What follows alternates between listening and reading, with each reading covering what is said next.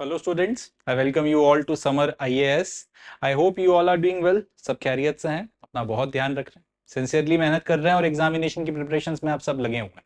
तो आज के सेशन में हम लोग 10th ऑफ अक्टूबर 2024 का द हिंदू न्यूज़पेपर और उसके इंपॉर्टेंट करंट अफेयर्स को डिस्कस करेंगे for UPSC civil services 2025 as well as जितने भी अपकमिंग कॉम्पिटिटिव एग्जामिनेशंस हैं जिनमें करंट अफेयर्स पूछा जाता है उन सबको ध्यान में रखते हुए ना सिर्फ हम करंट अफेयर्स को डिस्कस करेंगे, साथ ही साथ ये भी देखेंगे कि अगर इन करंट अफेयर्स में से क्वेश्चंस पूछे जाते हैं किसी भी एग्जामिनेशन में तो एमसीक्यू किस तरह से फ्रेम किए जा सकते हैं, किस तरह से आपको घुमाया जा सकता है, फंसाया जा सकता है, डाटा के साथ में किस तरह से फजिंग की जा सकती है, इन सारी चीजों को भी हम लोग देखेंगे जिससे कि आपकी एग्जामिनेशन की प्रिपरेशन अच्छे से अच्छी हो सके, बेहतर से बेहतर हो सके। तो इसी नोट पे now without any further ado शुरू करते हैं 10 अक्टूबर 2024 का द हिंदू और इसके इंपॉर्टेंट करंट अफेयर। पहला समाचार ये रहा, देखते हैं सर। चलें, पहला समाचार देखते हैं। पहली न्यूज में हमको बात करनी है राइस फोर्टिफिकेशन के बारे में। राइस फोर्टिफिकेशन क्या होता है और क्यों किया जाता है, इसको हम लोग इस न्यूज में डिस्कस करेंगे। उसके पहले मगर ये देखते हैं कि राइस फोर्टिफिकेशन के बारे में बात करनी ही क्यों है, आखिर ये न्यूज में बना क्यों हुआ है, पहले वो डिस्कस करते हैं एंड देन फिर राइस फोर्टिफिकेशन को डिटेल में पढ़ेंगे।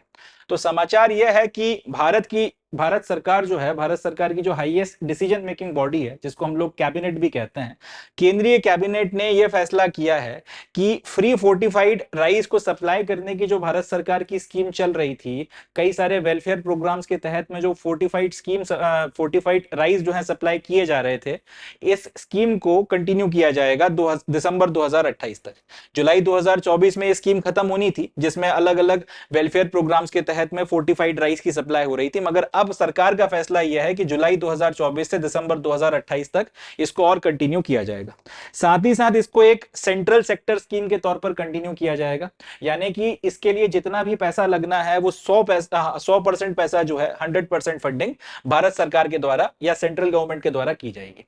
एंड इस पर्टिकुलर स्कीम को चलाने के पीछे का जो उद्देश्य था वो ये था कि भारत में जो लोगों में एनीमिया की प्रॉब्लम है, खून की कमी है, या फिर कई सारे माइक्रो न्यूट्रिएंट्स की जो डेफिशिएंसी है जिसके चलते उनका सही तरह से शारीरिक और मानसिक विकास नहीं हो पा रहा है, इसी पर्टिकुलर चीज को अभी और आगे जो है हमको लेकर चलना है। लोगों में जो ये कमियां हैं माइक्रो न्यूट्रिएंट्स की और एनीमिया की, इसको और ज्यादा कम करने की जरूरत है। ये स्कीम को लाने के बाद में ये देखा गया था कि एनीमिया और माइक्रो न्यूट्रिएंट डेफिशिएंसी काफी हद तक लोगों में कम हुई है, बट फिर भी जो आपका ऑब्जेक्टिव था या जो टारगेट था वो अभी तक अचीव नहीं हुआ है। जिस लेवल तक हम चाहते हैं कि एनीमिया की समस्या कम हो जाए, माइक्रो न्यूट्रिएंट्स की डेफिशिएंसी कम हो जाए, वो भी अचीव नहीं हुआ है। तो इसके लिए इन्होंने, भारत सरकार ने अभी फैसला किया है कि लगभग 4 साल तक जो है इस स्कीम को और आगे बढ़ाया जाएगा और 2028 तक हम लोग इसको कंटिन्यू करेंगे। तो ये तो अपना समाचार हो गया जिसके चलते राइस फोर्टिफिकेशन न्यूज में बना हुआ है कि केंद्र सरकार की स्कीम है और 4 साल के लिए बढ़ा दी गई है। अब राइस फोर्टिफिकेशन होता क्या है वो देख लेते हैं और किया क्यों जाता है उसको डिस्कस करते हैं।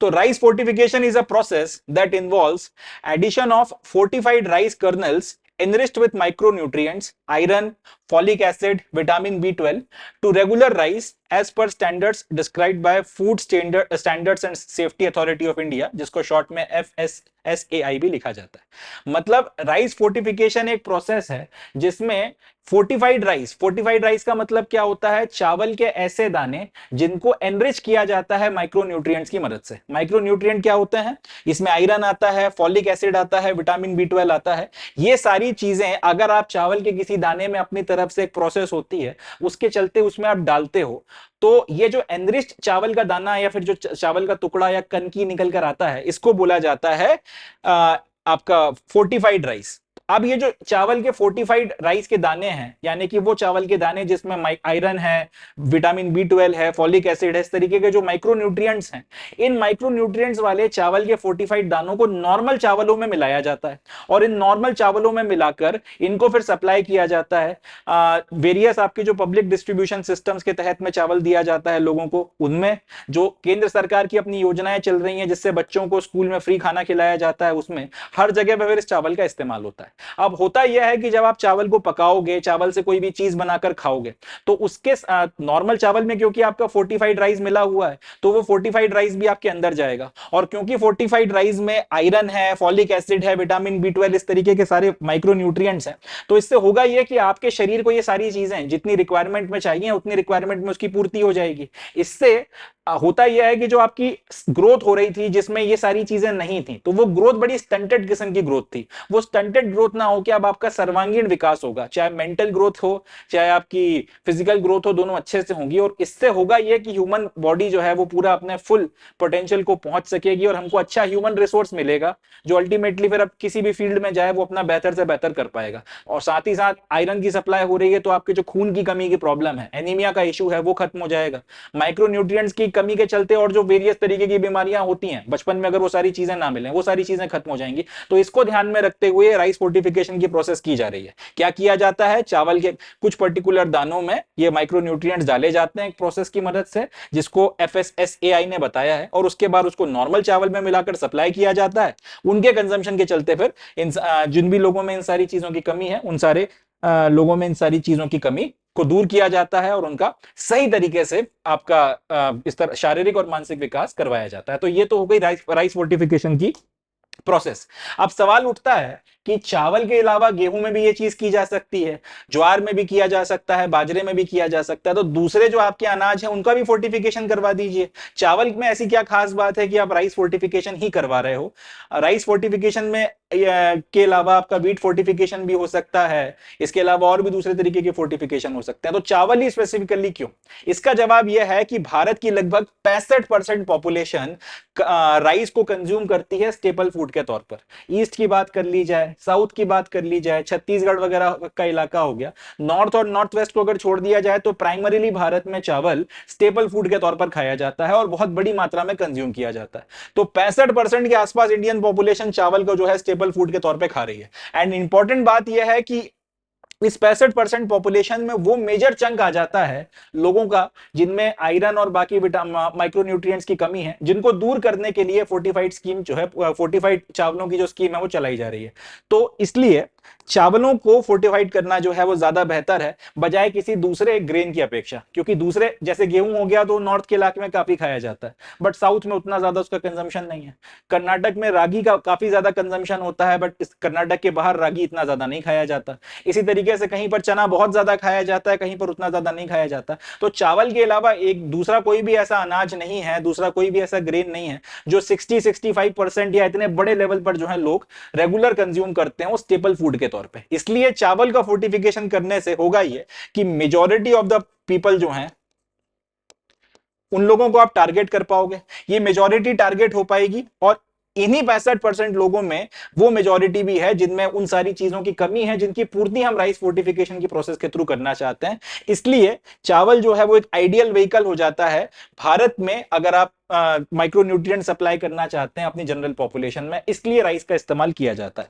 इसका ये बिल्कुल मतलब नहीं है कि दूसरे आपके ग्रेन्स का फोर्टिफिकेशन नहीं हो सकता, गेहूं का, ज्वार का, बाजरे का, मक्के का, किसी का भी फोर्टिफिकेशन करवाया जा सकता है। बट चावल भारत के कंटेक्स्ट में स्टेपल फूड होने के चलते ज्यादा बड़ी ऑडियंस तक पहुंच पाएगा, ज्यादा लोगों तक जो है, ज्यादा लोगों तक हमारी जो ऑब्जेक्टिव्स हैं उनको केटर कर पाएगा, इसलिए हम लोग चावल का इस्तेमाल कर रहे हैं।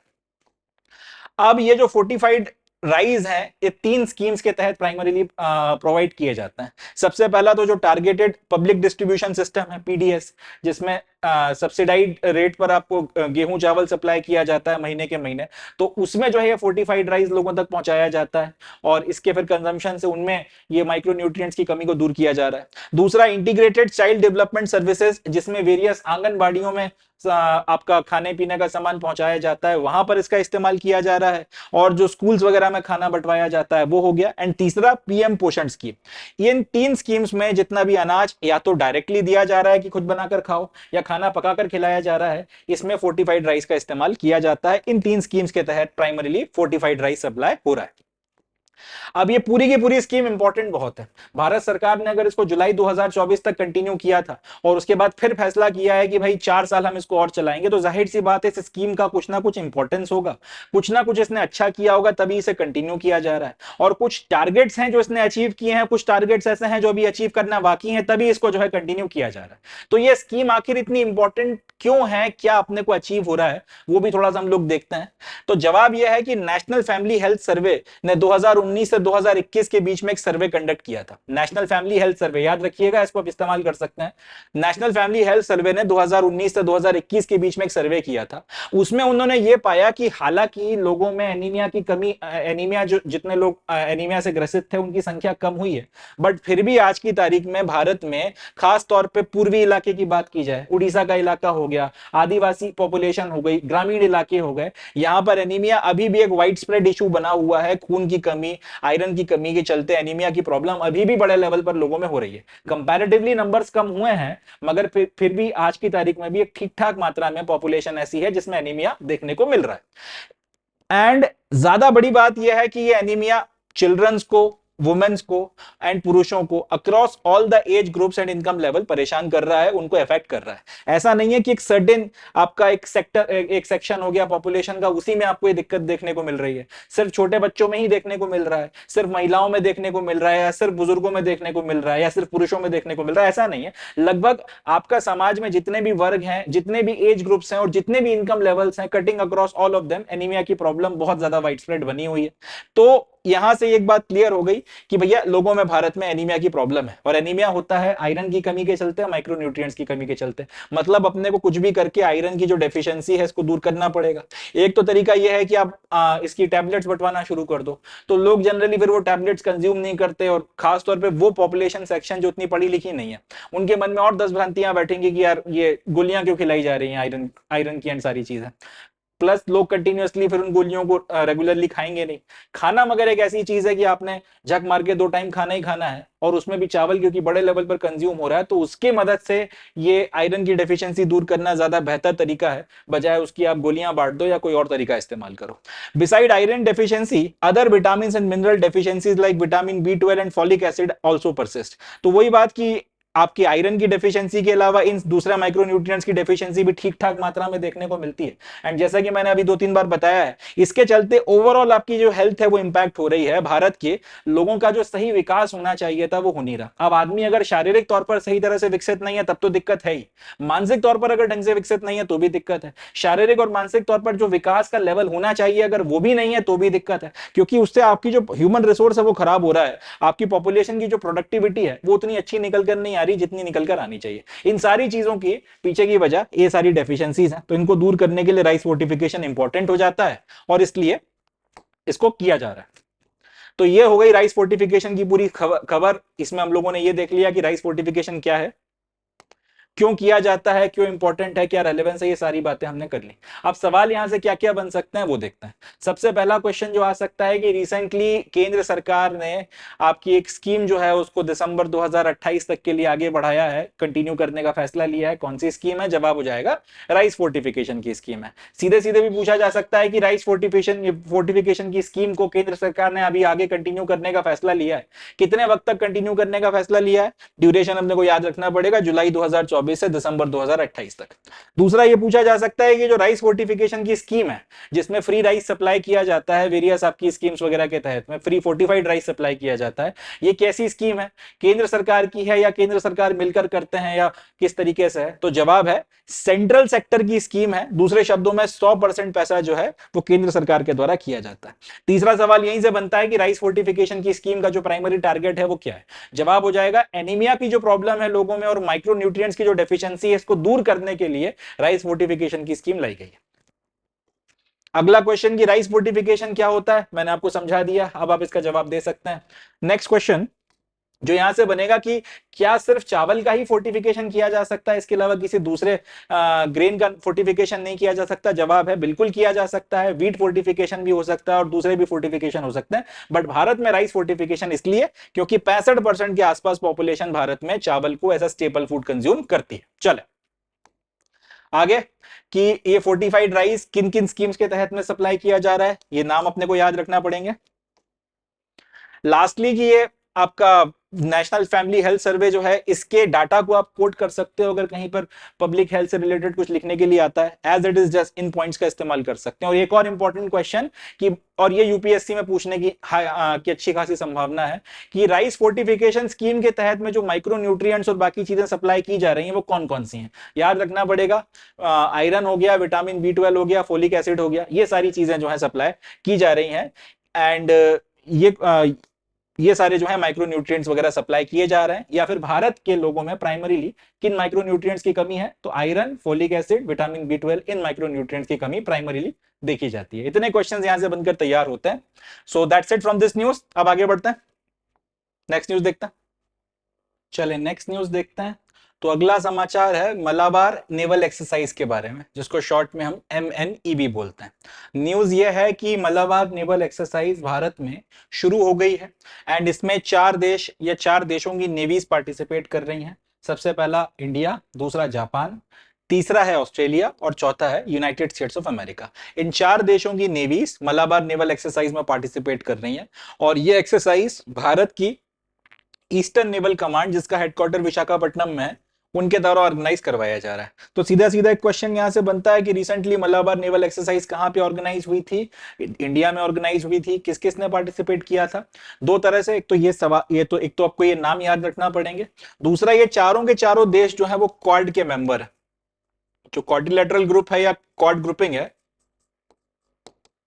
ये क्वाड्रिलेटरल ग्रुप या फिर क्वाड ग्रुपिंग, जिसमें ये चारों देश इंडिया, जापान, ऑस्ट्रेलिया और यूएसए आते हैं, ये चारों देश जो है इसमें पार्टिसिपेट कर रहे हैं। तो 2 तरह से पूछा जा सकता है कि भाई रिसेंटली जो मलाबार नेवल एक्सरसाइज हुई थी, इसमें कौन कौन से देश पार्टिसिपेट कर रहे हैं। एक तो इस तरह से आ सकता है, दूसरा ये कि क्वाड ग्रुप ने रिसेंटली अभी कौन सी एक्सरसाइज में पार्टिसिपेट किया था, एंड तीसरा कि ये जो रिसेंटली भारत में ये मालाबार नेवल एक्सरसाइज हुई थी, इसको किसने होस्ट किया था, या नेवी की कौन सी कमांड ने होस्ट किया था। तो जवाब हो जाएगा ईस्टर्न नेवल कमांड। एंड यहीं से एक और सवाल कि ईस्टर्न नेवल कमांड का हेडक्वार्टर कहां पर है, जवाब है विशाखापट्टनम में। इतने क्वेश्चंस यहां से बनते हैं।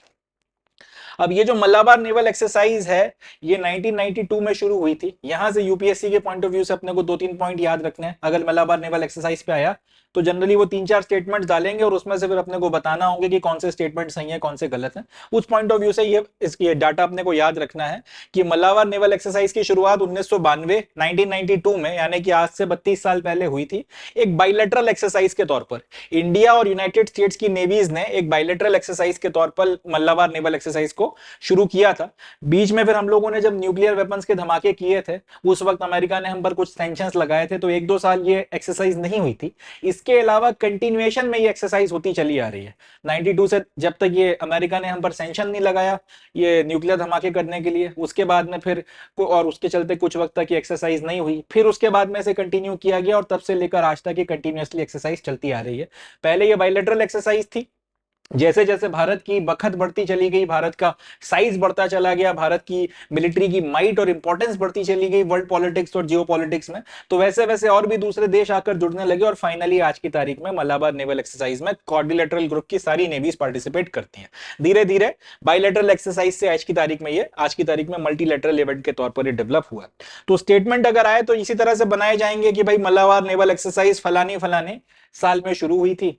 1992 अपने को याद रखना है, छेड़ने के लिए पता चला 1992 को 1990 कर दिया, 92 का 93 या 91 कर दिया, तो डाटा के साथ में छेड़खानी कर स्टेटमेंट सही गलत किया जा सकता है। दूसरा ये कि बायलैटरल एक्सरसाइज किस किस के बीच में शुरू हुई थी, तो पता चला यहाँ पे यूएसए की जगह जापान या किसी दूसरे देश का नाम डाल दिया, तो ये भी अपने को ध्यान रखना है। तीसरा ये स्टेटमेंट बनाया जा सकता है कि मलाबार नेवल एक्सरसाइज एक बायलैटरल एक्सरसाइज के तौर पर शुरू हुई थी, और वक्त के साथ में धीरे धीरे वो एक मल्टीलेटरल इवेंट या मल्टीलेटरल एक्सरसाइज में कन्वर्ट हो गई। ये स्टेटमेंट सही है, इसको अपने को ध्यान रखना है। और आज की तारीख में क्वाड ग्रुप के सारे मेंबर इसमें पार्टिसिपेट करते हैं। तो इतने कुछ फैक्ट्स हैं मलाबार नेवल एक्सरसाइज के बारे में, ध्यान रखना है। बाकी क्वेश्चन यहाँ से सीधे सीधे ही बनेंगे, फैक्चुअल सवाल बनेंगे, ज्यादा इसमें घुमाने फिराने को कुछ है नहीं। पर यूपीएससी में थोड़ा सा क्योंकि इस तरीके का एक एमसीक्यू बनाया जा सकता है, तो उसके लिए ये डाटा भी अपने को, ये वाला डाटा अपने को ध्यान रखना है। चले आगे बढ़ते हैं, नेक्स्ट न्यूज देखते हैं। चले नेक्स्ट न्यूज डिस्कस करते हैं। इसमें हमको बात करनी है Bengaluru adaptive traffic control system, जिसको शॉर्ट में BATCS बोला जाता है, इसके बारे में। सबसे पहले तो ये बेंगलोर का adaptive traffic control system news में क्यों है? जवाब यह है कि बेंगलोर की ट्रैफिक पुलिस ने यह डिसाइड किया है कि इस सिस्टम को, जिसको शॉर्ट में BATCS भी बोला जाता है, इसको पूरी तरीके से अडॉप्ट किया जाएगा वेरियस जो बेंगलोर के ट्रैफिक जंक्शन हैं उनके ऊपर। मतलब ये कि इसको लेकर पहले से ही पायलट प्रोजेक्ट चल रहा था। और एक बात और कि ये जो पूरा का पूरा कंट्रोल सिस्टम है ये आर्टिफिशियल इंटेलिजेंस की मदद से ऑपरेट किया जाता है, ये एआई पावर्ड है। तो ये Bengaluru adaptive traffic control system BATCS, क्योंकि बेंगलोर में बहुत भयंकर ट्रैफिक की समस्या होती है, उसको ध्यान में रखते हुए बनाया गया था। एआई वगैरह की मदद भी इसमें ली गई थी ताकि ट्रैफिक को अच्छे से इफेक्टिवली कंट्रोल किया जा सके। अब इसका एक पायलट प्रोजेक्ट चल रहा था,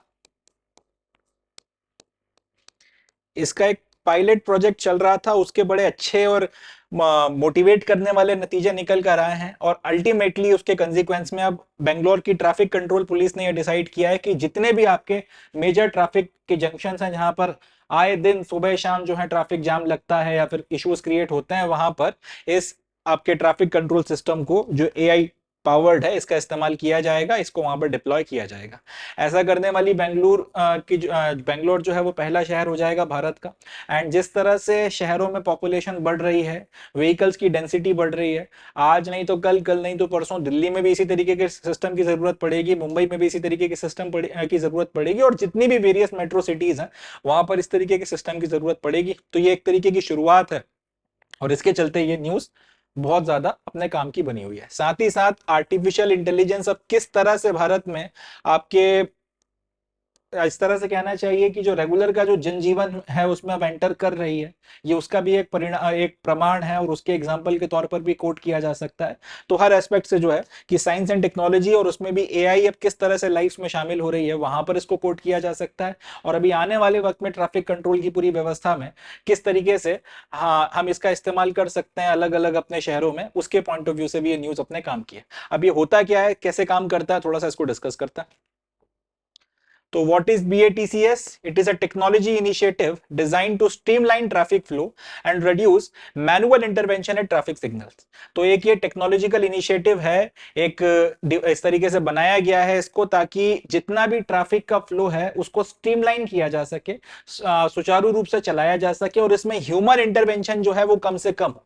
ट्रैफिक सिग्नल्स पर जितना हो सके कम से कम मैनुअल या फिर ह्यूमन इंटरवेंशन करवाया जाए और सुचारू रूप से ऐसी जगहों पर ट्रैफिक को कंट्रोल करने और स्ट्रीमलाइन करने के लिए ये टेक्नोलॉजिकल इनिशिएटिव जो है इस्तेमाल में लाया जा रहा है या फिर इसका इस्तेमाल किया जाता है या फिर इसको इस ऑब्जेक्टिव को ध्यान में रखकर बनाया गया। Due to its unique AI capabilities the system dynamically adjust traffic signals based on real time traffic densities using inputs from camera sensors near junctions। तो क्योंकि इसमें आर्टिफिशियल इंटेलिजेंस का इस्तेमाल किया गया है, इसके चलते रोड पर किसी टाइम पीरियड में किस तरफ से कितना ट्रैफिक आ रहा है, कहां पे व्हीकल्स की डेंसिटी किस तरफ ज्यादा है किस तरफ कम है, पर मिनट किस तरफ या किस डायरेक्शन में ज्यादा से ज्यादा व्हीकल्स जा रहे हैं या कम से कम व्हीकल्स जा रहे हैं, इन सब चीजों के बेसिस पर ये ट्रैफिक लाइट्स की टाइमिंग्स या फिर ट्रैफिक के जो सिग्नल्स हैं उनकी टाइमिंग्स को एडजस्ट करता है। थोड़ा सा इसको समझता है। सपोज कर लें कि एक चौराहा है, अब इस चौराहे पर किसी भी तरफ से आप आओ 30 सेकंड के लिए आपको जो है रुकना पड़ता है। 30, आप चाहे इधर से आओ इधर से आओ इधर से आओ इधर से आओ, 30 सेकंड के लिए आपको रुकना पड़ता है। शाम का वक्त है, 8 बज रहे हैं, पता चला, और ये जो रास्ता है वो शहर की तरफ जाने वाला रास्ता है, तो पता चला कि इस रास्ते से जो है सबसे ज्यादा ट्रैफिक जो है निकल रहा है, इस रास्ते से सबसे ज्यादा व्हीकल्स इस डायरेक्शन में जा रहे हैं। कंपेयर टू दिस यहां से इस तरफ जाने वाले या यहां से इस तरफ जाने वाले या किसी और डायरेक्शन में जाने वाले उतने व्हीकल्स नहीं है।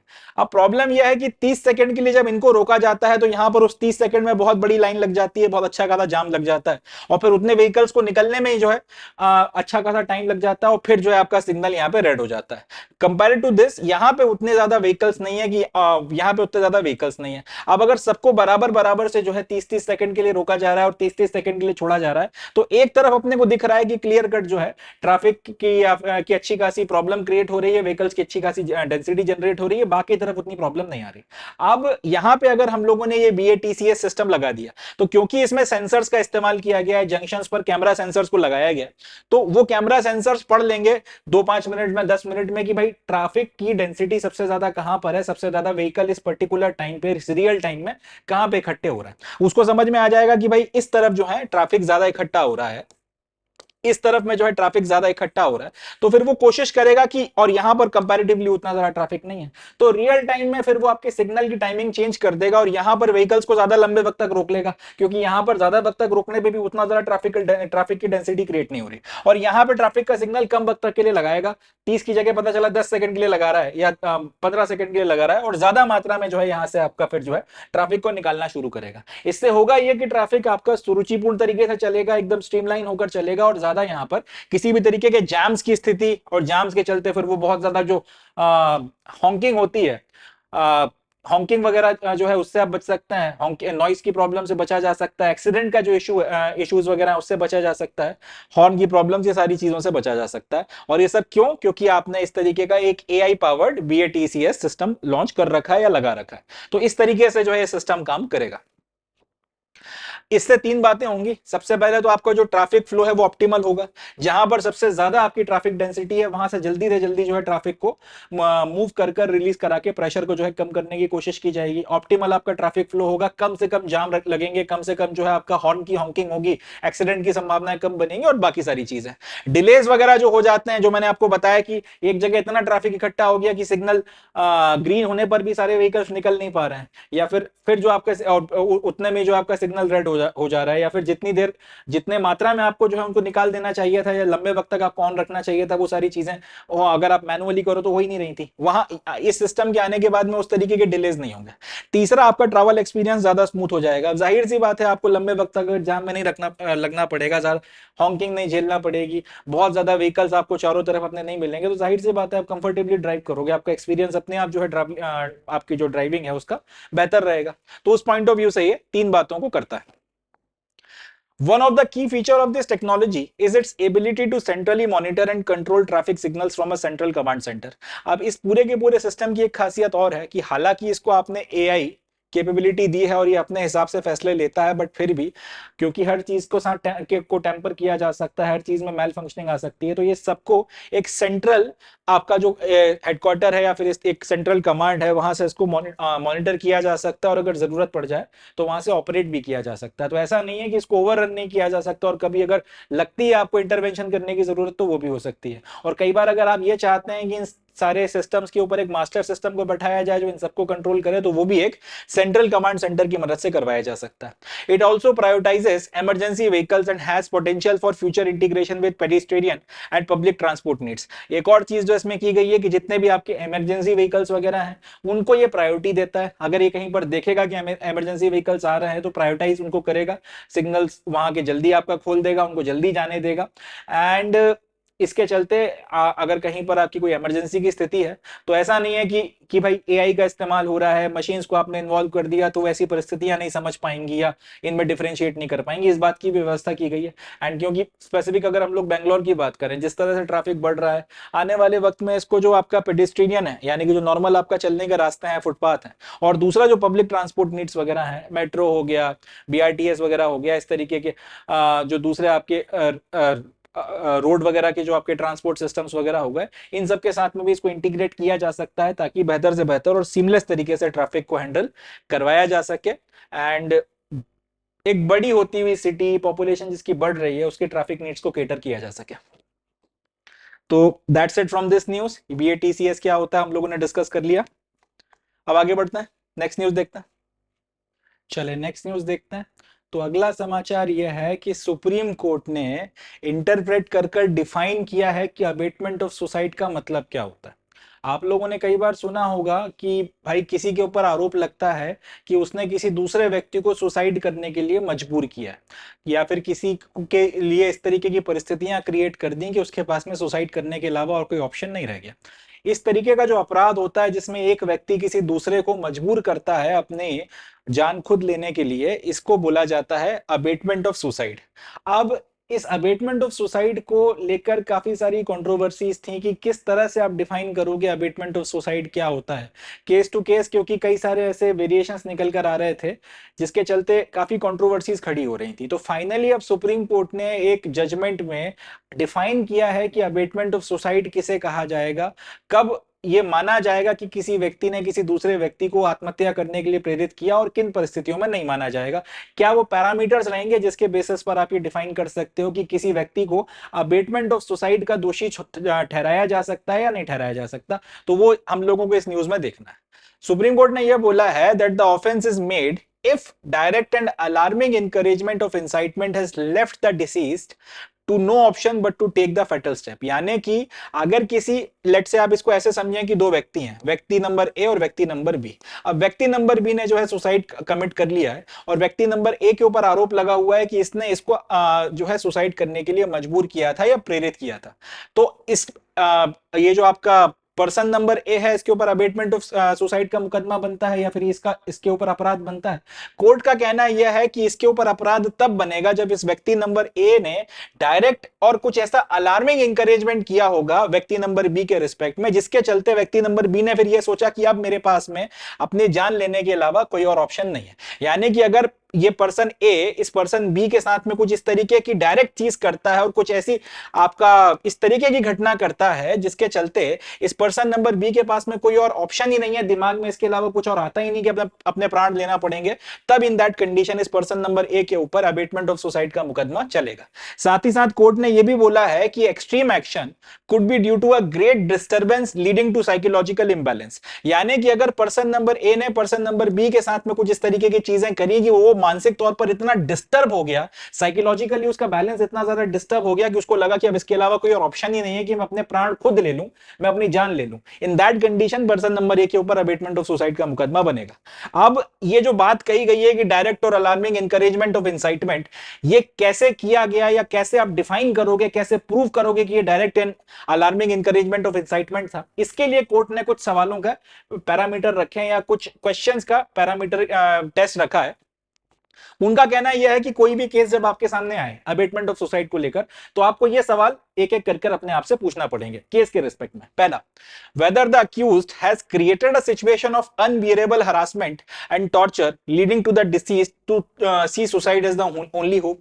यानी कि अगर दो व्यक्ति हैं, person number A, person number B, person number B ने सुसाइड कमिट किया और पर्सन नंबर ए के ऊपर आरोप लगा हुआ है कि इसने मजबूर किया था इस व्यक्ति को सुसाइड करने के लिए, तो पहला सवाल आपको यह पूछना पड़ेगा कि क्या इस व्यक्ति ए ने इस तरीके की परिस्थितियां क्रिएट कर दी थी, अनबियरेबल हरासमेंट कर और शारीरिक या मानसिक टॉर्चर ऐसा कर कि जिसके चलते दूसरे व्यक्ति को यह लगा कि अब इसके अलावा कोई और ऑप्शन ही नहीं है कि मैं सुसाइड करूं। जैसे कि एक बड़ा एग्जांपल, हम लोग कॉमन एग्जांपल ले लेते हैं, कई सारे ऐसे चाइनीज एप्स कुछ वक्त से न्यूज में बने हुए थे।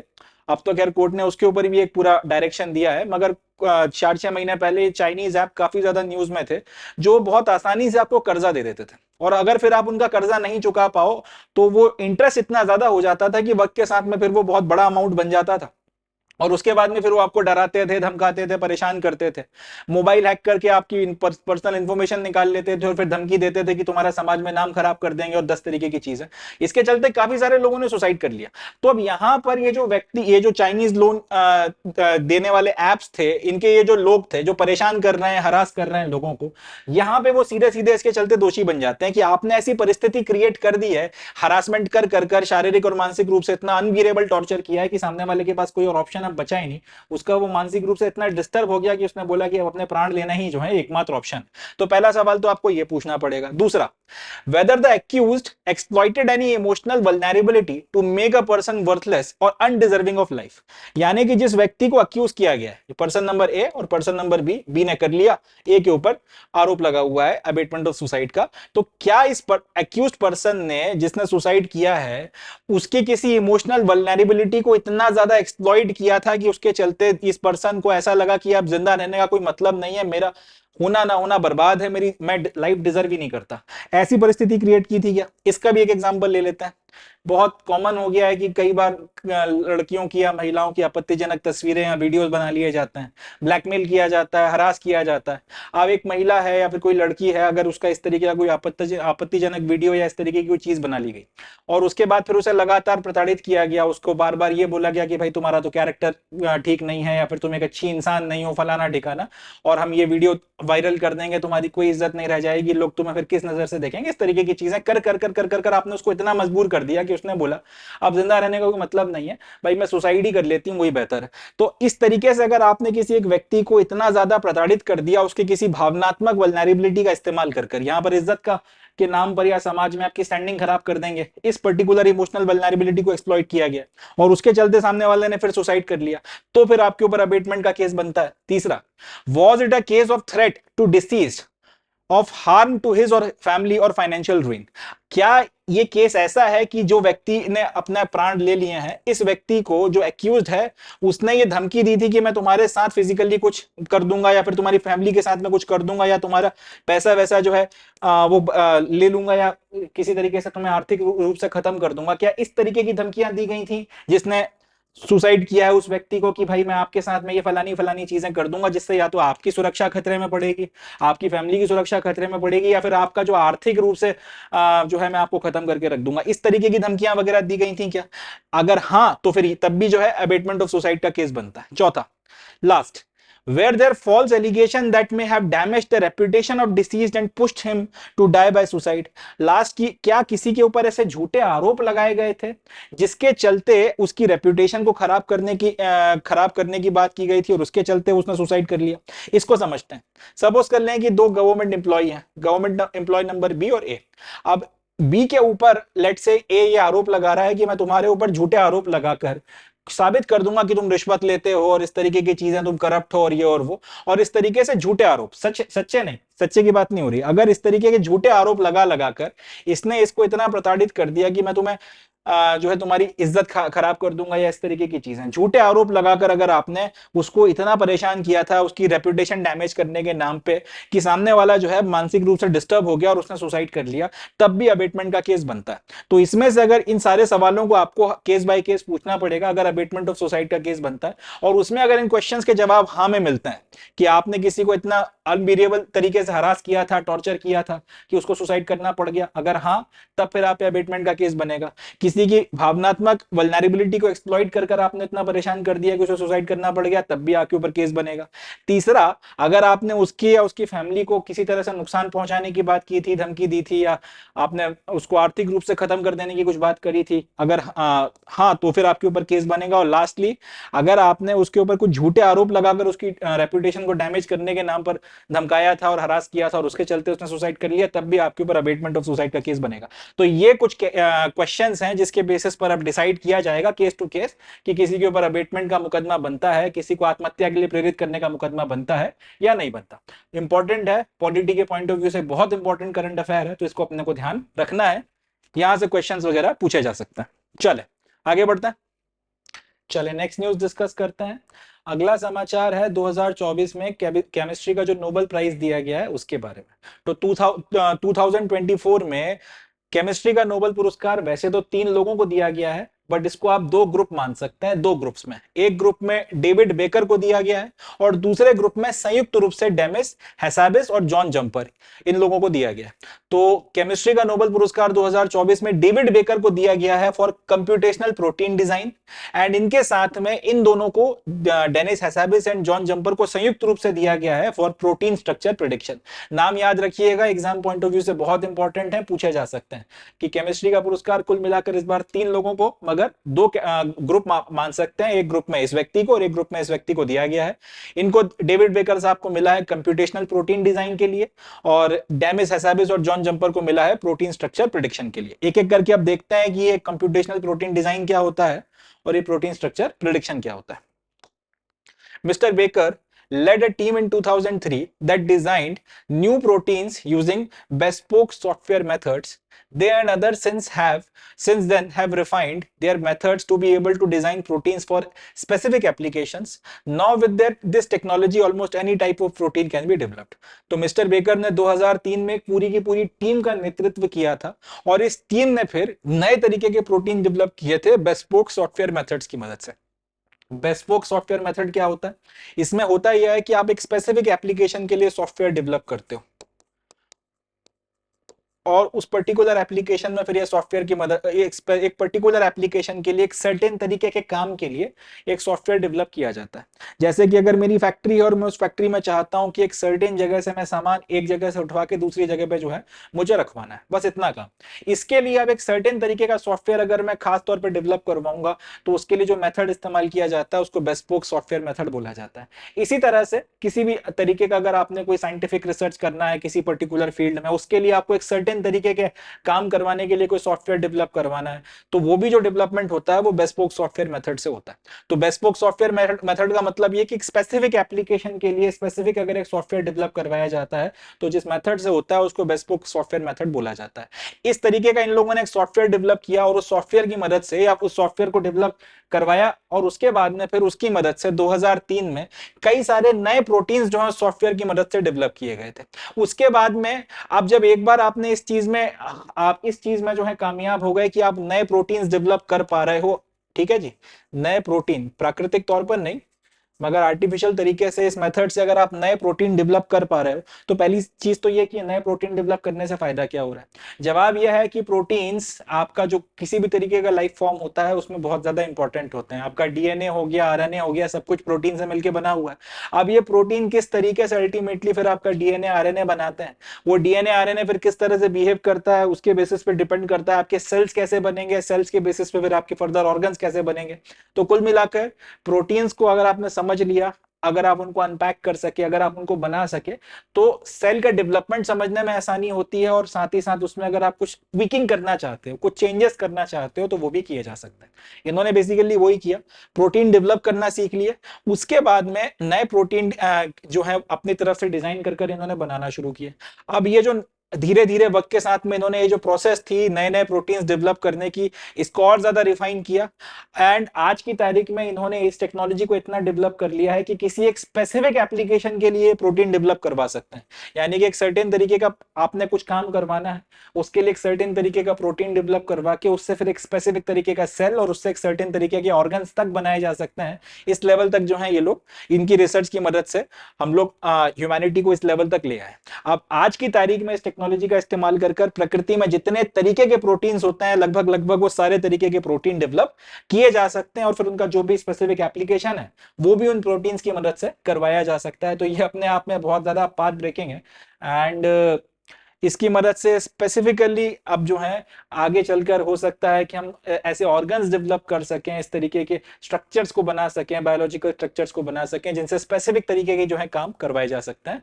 तो ये अपने आप में बहुत ज्यादा पाथ ब्रेकिंग हो जाता है और इसके लिए मिस्टर बेकर साहब को केमिस्ट्री में नोबेल दिया गया। और ये पूरी की पूरी चीज क्या कहलाती है, कंप्यूटेशनल प्रोटीन डिजाइन। देख समझ के कंप्यूट करके सॉफ्टवेयर वगैरह की मदद से किसी भी तरीके का प्रोटीन डेवलप कर सकने की क्षमता। अगला, Mr. Hassabis and Mr. Jumper received other half of the prize for their hand in developing artificial intelligence model called AlphaFold 2। अब ये Hassabis and Jumper ने क्या किया है, इन्होंने एक AI का मॉडल डेवलप किया है जिसका नाम है AlphaFold 2। इसके पहले एक और सॉफ्टवेयर डेवलप हुआ था या एक और मॉडल डेवलप हुआ था, उसका नाम था AlphaFold 1 या सिंपली AlphaFold। इन्होंने उसको और ज्यादा रिफाइन करा और उसकी मदद और उसके बाद में AlphaFold 2 डेवलप किया। AlphaFold 2 की खासियत यह है कि ये दुनिया में जितने भी तरीके के प्रोटीन्स एग्जिस्ट कर सकते हैं उन सारे प्रोटीन्स के स्ट्रक्चर्स को प्रेडिक्ट कर सकता है। एंड आज की तारीख में प्रकृति में मिलियंस ऑफ तरीके के प्रोटीन एग्जिस्ट कर सकते हैं, तो इन सारे मिलियंस ऑफ प्रोटीन्स के स्ट्रक्चर्स कैसे हो सकते हैं उसका प्रेडिक्शन करने के लिए AlphaFold 2 AI intelligence model software का इस्तेमाल किया जा सकता है।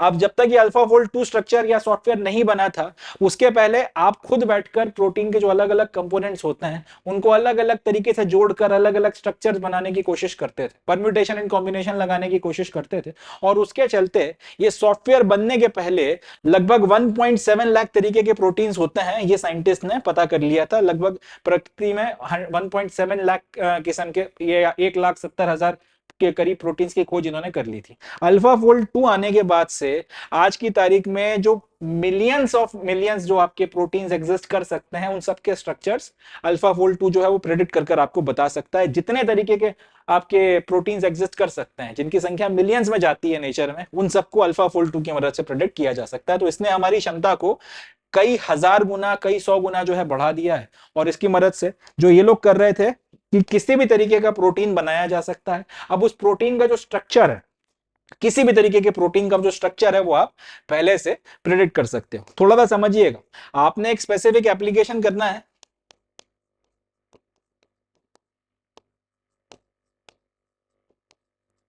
उसके लिए आपको एक स्पेसिफिक प्रोटीन चाहिए। तो वो स्पेसिफिक प्रोटीन किन चीजों से मिलकर बनेगा, किस तरह से, क्या क्या उसमें कंपोनेंट्स होंगे, ये पता करने के लिए मिस्टर बेकर ने जो बेस्पोक सॉफ्टवेयर मेथड लगाया था उसका इस्तेमाल किया जा सकता है। मगर उन कंपोनेंट्स की मदद से इस प्रोटीन का स्ट्रक्चर बनेगा कैसे, उसके लिए आपको फिर उन कंपोनेंट्स के 10 तरीके के परम्यूटेशन एंड कॉम्बिनेशन लगाना पड़ते हैं। उसमें हो सकता है कि आपको काफी ज्यादा वक्त लग जाता, मगर अब सीधे सीधे अल्फा फोल्ड 2 का इस्तेमाल करिए, जितने परम्यूटेशन एंड कॉम्बिनेशन बनते हैं वो सारे बता देगा। और आपका जो प्रोटीन है, आपको जो स्पेसिफिक एप्लीकेशन का प्रोटीन है, वो इन स्ट्रक्चर्स में से कौन सा है वो भी आपको इससे पता चल जाएगा। तो आपका काम बहुत हद तक जो है आसान हो जाएगा और आसानी से आप इसको कर सकते हैं। तो ये अपने आप में एक और पाथ ब्रेकिंग डिस्कवरी, और उसके चलते हैसाबिस और जंपर को जो है नोबेल पुरस्कार का दूसरा हिस्सा दिया गया है। And it goes without saying कि इसके चलते केमिस्ट्री में जो ये पाथ ब्रेकिंग डिस्कवरी हुई है, कल को इसका मेडिकल साइंस में भी बहुत ज्यादा इस्तेमाल होगा। और इसके चलते खास तौर पर जो स्टेम थ्योरी है या फिर जो स्टेम सेल्स वगैरह बनाने की पूरी प्रक्रिया है, ये पूरी प्रोसेस जो है बहुत ज्यादा एक्सेलरेट करेगी। एंड मे बी आने वाले वक्त में ऐसा भी हो सकता है कि आपको जो ऑर्गन्स की कमी पड़ती है, ऑर्गन डोनर्स इकट्ठा करना पड़ते हैं, उसकी जरूरत ही ना पड़े, और आपको जो भी ऑर्गन किसी पेशेंट को लगाना है उसको ग्रो कर लिया जाए लैब में, उसको लैब में आर्टिफिशियली इन दोनों टेक्नोलॉजीज की मदद से बना लिया जाए। तो इसलिए ये बहुत इंपॉर्टेंट हो जाता है, एंड राइटली सो एक वेल डिजर्विंग नोबेल ये दिया गया। चले, that's it from this news, आगे बढ़ते हैं। So with this we come to end of today's session. आज के सेशन में बस इतना ही। अब मैं मिलता हूं आपसे नेक्स्ट सेशन में, जिसमें हम लोग 11 अक्टूबर 2024 का द हिंदू और उसके करंट अफेयर्स को डिस्कस करेंगे। तब तक के लिए अपना ध्यान रखें, खुश रहें, पॉजिटिव रहें और मेहनत करते रहें। Thank you. जय हिंद।